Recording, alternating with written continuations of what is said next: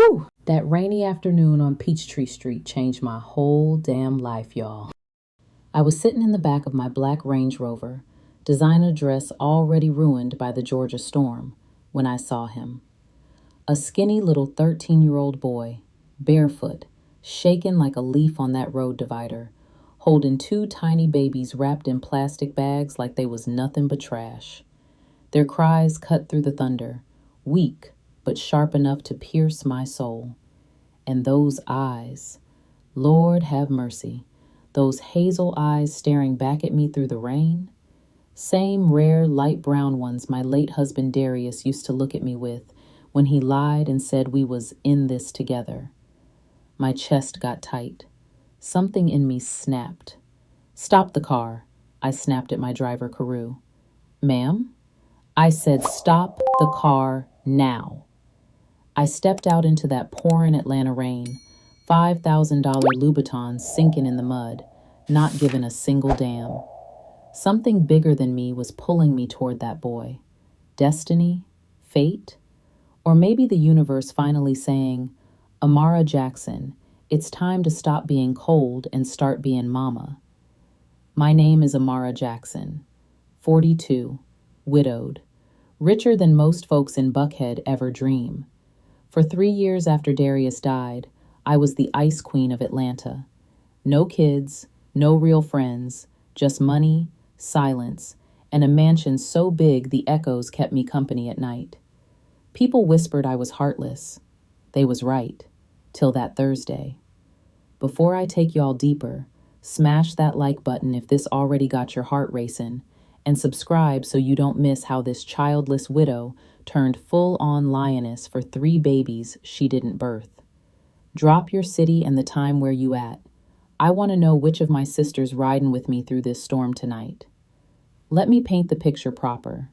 Darius and me built an empire from the ground up. Real estate developments all over Midtown, tech investments, half the new high-rises you see when you drive down I-85.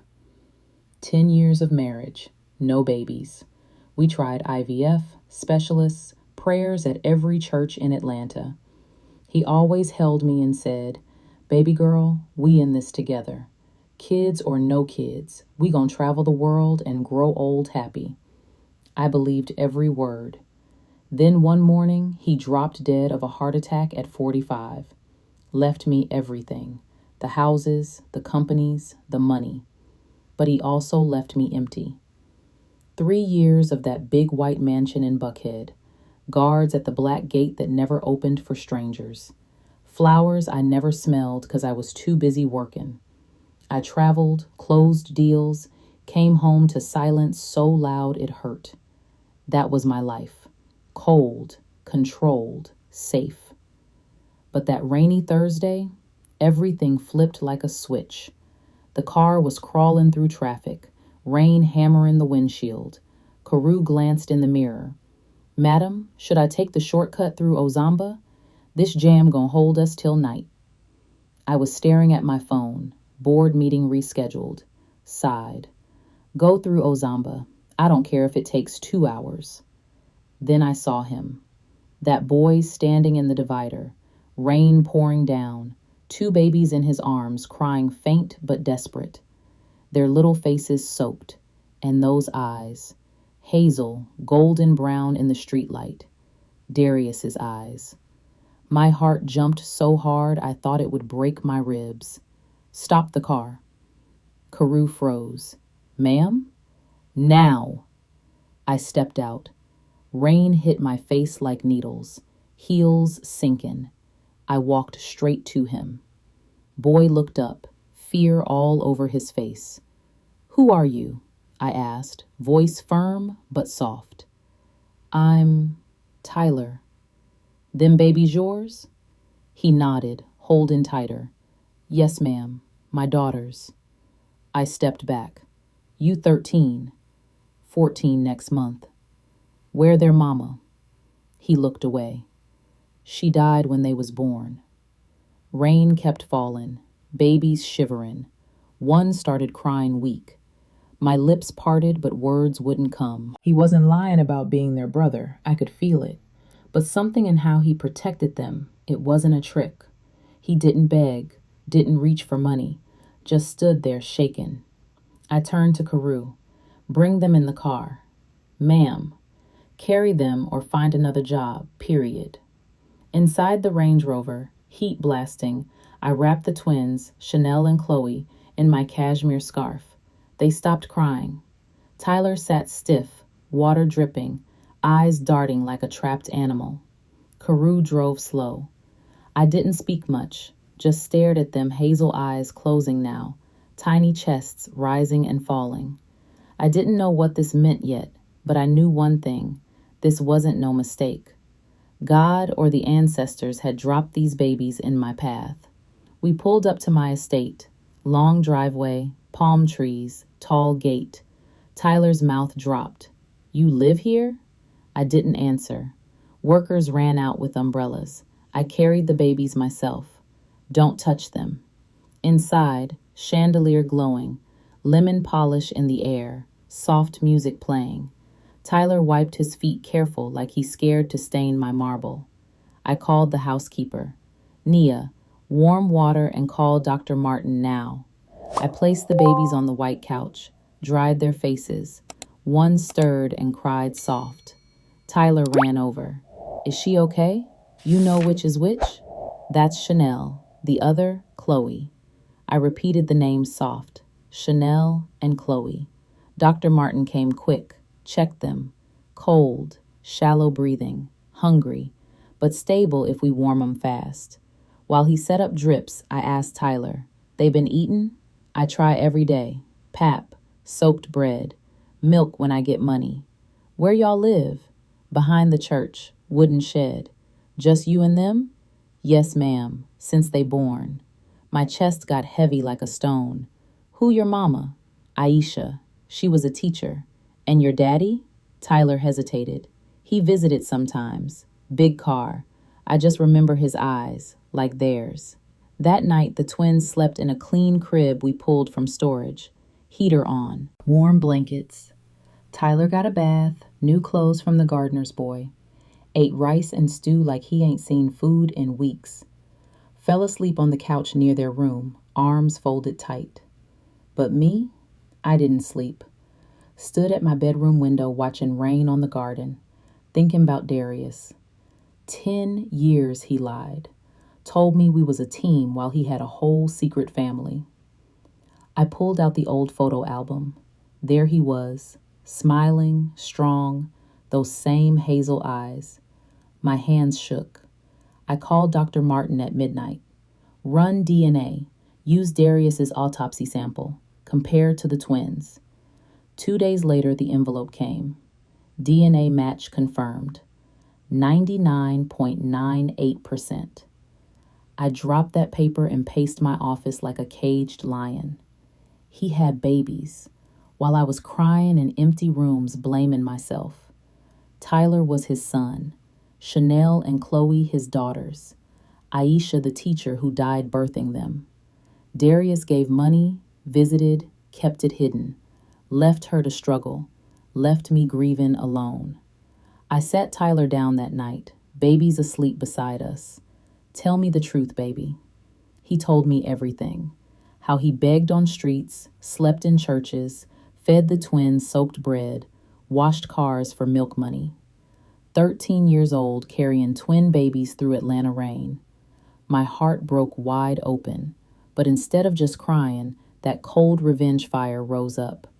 I wasn't going to let Darius's greedy brother Elijah and them cousins snatch the empire. They already circling like vultures since Darius died, whispering, Amara got no blood heirs.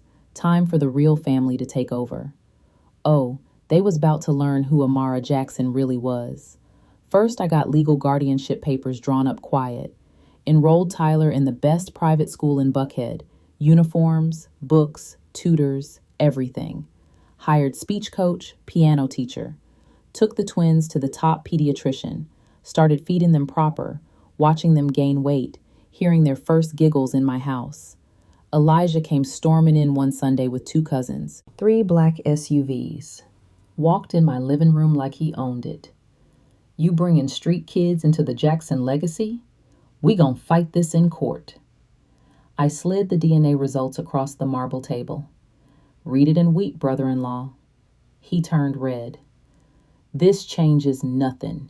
You still got no real claim. I stood tall in my designer suit. These babies got Darius blood, which means they got mine too now. And if y'all come for them, best believe I'll bury y'all in paperwork, press conferences, and Atlanta lawyers. Period. They left threatening court. I smiled cold. Bring it. Y'all seeing this? A woman who thought her womb was cursed, now fighting the whole bloodline for 3 kids she met in the rain? Drop a if you team Amara. I held a press conference. Walked in simple black dress, no makeup, just truth.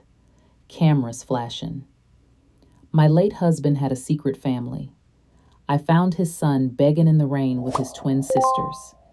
DNA don't lie. These children stayin'. And anybody who tries to take them from me will lose everything. Headlines exploded. Widow takes in secret heirs. Board members calling me crazy. Investors nervous. Elijah filed court papers saying I was unstable and grief-driven. I walked into Fulton County courtroom like royalty. My lawyer laid out DNA, care records, proof Tyler protected them for years. Elijah's side argued I was given billions to strangers. Judge studied everything, ruled in my favor in 3 days. Guardianship granted. Estate remains under Miss Jackson. Case closed. Elijah stormed out. This ain't over. I smiled. For you it is. That night, Tyler ran into my arms crying. You really fought for us, Mama? First time he called me Mama. I held him tight. Baby, I ain't just fighting. I'm building our family. Y'all mine now. From that day, the mansion wasn't quiet. It was full of baby giggles, Tyler asking questions, tiny feet running down halls. I changed the will, named all 3 legal heirs, started the Aisha Foundation, named after their mama, to help single mothers and street kids all over Atlanta. Gave scholarships, shelters, food programs. Tyler thrived, top of his class, learned boardroom talk, even wrote a proposal that saved the company $6 million. The twins started walking, talking, calling me Mama Mara while chasing each other. 3 years later, Tyler's 16 now, standing tall, giving speeches about fighting for forgotten kids. Chanel and Chloe reading books beside him, calling me Mama. I drove back to that same Peachtree divider one rainy evening, stood under my umbrella, whispered to the sky. You gave me what I thought I lost, Darius, in the most unexpected way. Back home, Tyler hugged me. Mom, I want to study law, fight for kids like me. I kissed his forehead. Then you will, baby. Make me proud. He grinned. I already do. Whew, y'all. From ice-cold widow to full-time mama of 3. I didn't need fists or drama for revenge. I used truth, DNA, lawyers, and that courtroom. Watched Elijah's face when the judge shut him down. Satisfying as hell. I built a family from rain and pain. Gave Tyler and the twins love, education, safety. Turned my empty mansion into a home full of laughter. Started a foundation in their mama's name so no other boy has to beg in Atlanta rain. If this story touched your soul, drop a if you team Amara. Comment period if that court win had you hollering. What would you do, sis, if you found out your husband had a whole secret family waiting in the rain? Like, subscribe, share with your homegirl who need this strength. Next story dropping soon. Stay blessed, stay fierce, and remember, sometimes the family you choose is the one that heals you. The things you can't see, love, truth, second chances, are still holding you.